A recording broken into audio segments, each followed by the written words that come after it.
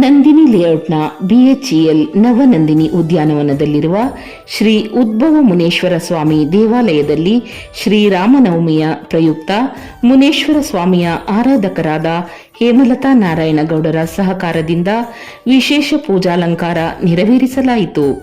ಶ್ರೀರಾಮನ ಭಾವಚಿತ್ರಕ್ಕೆ ವಿಶೇಷವಾಗಿ ಪೂಜೆ ಸಲ್ಲಿಸಿ ಮಜ್ಜಿಗೆ, ಪಾನಕ, ಕೋಸಂಬರಿ ವಿತರಿಸಲಾಯಿತು.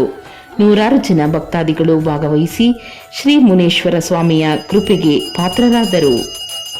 ಶ್ರೀನಿವಾಸ ನಗರ ನಂದಿನಿ ಬಡಾವಣೆ BHEL ಪಾರ್ಕಿನ ಶ್ರೀ ಮುನೇಶ್ವರ ಸ್ವಾಮಿ ಅಕ್ಕಯ್ಯಮ್ಮನವರ ಸನ್ನಿಧಾನದಲ್ಲಿ ಭಕ್ತಾದಿಗಳು ಬಂದು ಸಕಲ ತಮ್ಮ ಇಷ್ಟಾರ್ಥಗಳನ್ನು ನೆರವೇರಿಸಿಕೊಳ್ಳಬೇಕಾದರೆ ವಿಶೇಷವಾಗಿ ಪೂಜಾ ಹವನ ಹೋಮಗಳನ್ನು ಏರ್ಪಡಿಸಿರುತ್ತೇವೆ. ವಿಶೇಷ ಪೂಜೆಗಳಿರುತ್ತವೆ. ಆ ದಿನ ಬಂದು ಕೇವಲ ಮುನೇಶ್ವರ ಸ್ವಾಮಿ ತಮ್ಮ ಇಷ್ಟಾರ್ಥಗಳು, ಸಂಕಷ್ಟ, ತೊಂದರೆಗಳು ಇದ್ದರೆ 11 ರೂಪಾಯಿ ಕಾಣಿಕೆ ಕಟ್ಟಿ ತಾವು ಎಷ್ಟೋ ಜನ ಬಂದು ನಮ್ಮದು ಕೆಲಸ ಆಗಿದೆಯಪ್ಪ ಸ್ವಾಮಿ ಅಂತ ಎಲ್ಲ ಹೇಳ್ತಾ ಇದ್ದಾರೆ. ಇಲ್ಲಿ ವಿಶೇಷ ಅಷ್ಟೇ, ನೀವು ಏನೂ ಇಲ್ಲ, 11 ರೂಪಾಯಿ ಮುಡುಪು ಕಟ್ಬಿಟ್ಟು ಹೋದರೆ ತಮ್ಮ ಕಾರ್ಯಗಳು ಆಗುತ್ತೆ. ಯಾಕಂದರೆ ಇಲ್ಲಿ ಸರ್ಪ ಸಂಚರಣೆಗಳಿದ್ದಾವೆ, ಅದು 2 ಸರ್ಪ ಇದ್ದಾವೆ. ತಾವುಗಳನ್ನು ಏನೋ ತೊಂದರೆ ಇದ್ದರೆ, ಮುನ್ಸೂಚನೆ ಇದ್ದರೆ ತಮ್ಮ ಕಣ್ಣುಗಳು ಕಾಣಿಸುತ್ತೆ. ತಾವುಗಳು ಈ ಪಾರ್ಕ್ನಲ್ಲಿ ಓಡಾಡ್ತಂಥ ಭಕ್ತಾದಿಗಳು ಅವರೇ ಹೇಳ್ತಾ ಇದ್ದಾರೆ, ಇಲ್ಲಿ ಸರ್ಪ ಓಡಾಡ್ತು, ಈಗ ಹೋಯ್ತು, ಆಗೋಯ್ತು ಅಂತ ಹೇಳ್ತಾ ಇರ್ತಾರೆ. ಆದರೂ ಇಲ್ಲಿ ಏನೇನೋ ಮುನ್ಸೂಚನೆ ಇದ್ದರೂ ಮಾತ್ರ ಸರ್ಪ ಕಾಣಿಸೋದು. ಅಂಥ ಪವರ್ಫುಲ್ಲು ಇಲ್ಲಿ ಉದ್ಭವ ಮೂರ್ತಿ ಮುನೀಶ್ವರ ಇದು. ಅಂಥ ಪವರ್ಫುಲ್ಲು ಸನ್ನಿಧಾನ. ಈ ಸನ್ನಿಧಾನದಲ್ಲಿ ತಮ್ಮ ಇಷ್ಟ ಕಷ್ಟಗಳು, ಏನೇನು ದೋಷಗಳು, ನಿವಾರಣೆಗಳು ಇದ್ದರೆ 21 ದಿವಸದಲ್ಲಿ ಬಗೆಹರಿದಿದೆ. ಅವರೇ ಬಂದು ಹೇಳ್ತಾ ಇದ್ದಾರೆ, ಈ ಥರ ನಮ್ಮದು ಪರಿಹಾರ ಆಗಿದೆ ಸ್ವಾಮಿ ಅಂತ ಅವರೇ ಬಂದು ಹೇಳಿದ್ದಾರೆ. ಇಲ್ಲಿ ಬಂದು ಹೋಮ ಹವನಗಳು ಮಾಡಿಸಿದ್ರೆ, ತಮ್ಮ ಇಷ್ಟಾರ್ಥಗಳ ದೋಷಗಳು ನಿವಾರಣೆ ಮಾಡಿಸಿದ್ರೆ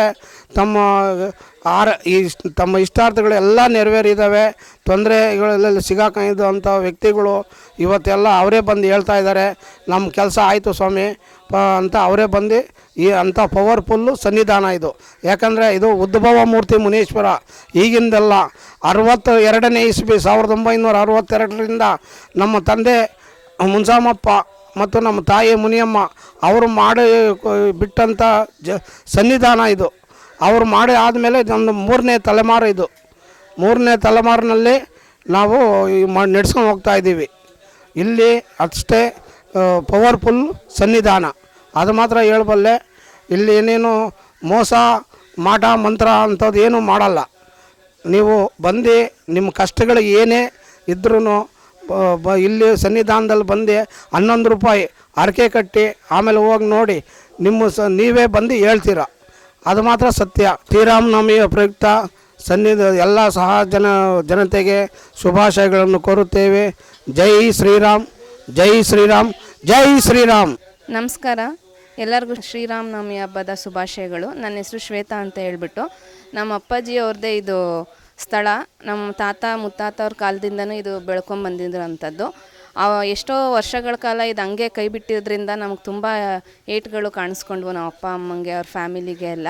ಆಮೇಲೆ ಎಲ್ಲೋ ಸ್ವಲ್ಪ ಮುನ್ಸೂಚನೆ ಕೊಟ್ಟಿದ್ಮೇಲೆ ಇದೆಲ್ಲ ಡೆವಲಪ್ ಮಾಡಿದ್ಮೇಲೆ ಸುಮಾರು ಒಂದು 6-7 ವರ್ಷದಿಂದ ಈ ಪೂಜೆ ಪುನಸ್ಕಾರಗಳು ನಡೀತಾ ಇರೋದ್ರಿಂದ ಸ್ವಾಮಿ ಪವಾಡದಿಂದ ನಾವು ಎಷ್ಟೋ ತುಂಬ ಅಭಿವೃದ್ಧಿ ಆಗಿದ್ದೀವಿ ಅಂತಲೂ ಹೇಳ್ಕೊಬೋದು. ನಮಗಿಲ್ಲಿ ಇರೋಕ್ಕೆ ಮುನೇಶ್ವರ ಸ್ಥಳನೂ ಮಾಡಿಕೊಟ್ಟಿದ್ದಾನೆ, ಅದು ತಪ್ಪಲ್ಲ. ಅದು ನಾನೇ ಸಾಕ್ಷಿ ಇದ್ದೀನಿ. ಸುಮಾರು ಜನಕ್ಕೆ ಇಲ್ಲಿ ಬಂದು 11 ರೂಪಾಯಿ ಕಾಣಿಕೆ ಕಟ್ಟೋಗಿ ನಮ್ಗೆ ಇಷ್ಟಾರ್ಥಗಳು ಈ ಥರ ಪ್ರಾಬ್ಲಮ್ ಇದೆ ಅಂತ ಸಾಲ್ವ್ ಮಾಡಿಕೊಡಿ ದೇವರೇ ಅಂತ ಕೇಳ್ಕೊಂಡ್ರೆ ಸಾಕು, ಆ ಭಗವಂತ 21 ದಿನದಲ್ಲಿ ಪರಿಹಾರ ಖಂಡಿತವಾಗ್ಲೂ ಕೊಟ್ಟೇ ಕೊಡ್ತಾನೆ. ಆಮೇಲೆ ಅಕ್ಕಯ್ಯಮ್ಮವ್ರ ಗುಡಿ ಇದೆ ನಮಗೆ. ಇಲ್ಲಿ ಅಕ್ಕಯ್ಯಮ್ಮವ್ರು ಬಂದು ಅವ್ರಿಗೆ ಅಕ್ಕಯ್ಯಮ್ಮನ ಪೂಜೆ ಮಾಡಿಕೊಂಡು ಕೋಳಿ ಕುಯ್ಕೊಂಡು ಮುನೇಶ್ವರಂಗೆ ಮೊಸರನ್ನ ಅರ್ಪಿಸ್ಕೊಂಡು ಹೋಗ್ತಾರೆ. ನಮಗೆ ಸ್ಥಳ ಇರಲಿಲ್ಲ, ಮುನೇಶ್ವರ ನಾವೇನು ಸ್ಥಳ ಕೇಳಲಿಲ್ಲ. ನಮ್ಮಪ್ಪ ಪೂಜೆ ಮಾಡೋದ್ರಿಂದ ಆ ಸ್ವಾಮಿ ನಮಗೆ ಕನಿಕರಿಸಿದ್ದಾನೆ ಅಂತ ಹೇಳೋಕ್ಕೆ ಇಷ್ಟಪಡ್ತೀನಿ. ಆಮೇಲೆ ಇಲ್ಲಿ ಸರ್ಪ ಸಂಚಾರ ಇದೆ. ಎದುರುಗಡೆ BHEL ಪಾರ್ಕ್ ಅಂತ ಹೇಳ್ಬಿಟ್ಟು ಇಲ್ಲಿ ಸರ್ಪ ಸಂಚಾರ ಇಲ್ಲಿ ಉದ್ಭವ ಆಗಿತ್ತು. ಯಾವಾಗ ಇಲ್ಲಿ ನಾಗರಿಕಲ್ಲು ಪ್ರತಿಷ್ಠಾಪನೆ ಮಾಡಿದ್ವೋ ಆವಾಗಿಂದ ಅಭಿವೃದ್ಧಿ ಹಾಕೊಳ್ತಾ ಇಲ್ಲಿ ಇನ್ನೂ ದೊಡ್ಡದಾಗ್ತಾನೆ ಹೋಗ್ತಾ ಇದೆ. ಆ ಎಪ್ಪನ್ನು ನೆನೆಸ್ಕೊಂಡ್ರೆ ಒಂದು ಪವಾಡ. 5 ಸರ್ಪ ನೋಡಿದ್ದಾರೆ, ಆಮೇಲೆ 2 ಸರ್ಪಗಳಿದ್ದಾವೆ. ಅವೆಲ್ಲ ಯಾರಿಗೆ ಕಾಣಿಸ್ಬೇಕೋ ಅವ್ರಿಗೆ ಕಾಣಿಸಿದೆ, ನಮಗಂತೂ ಕಾಣಿಸಿಲ್ಲ.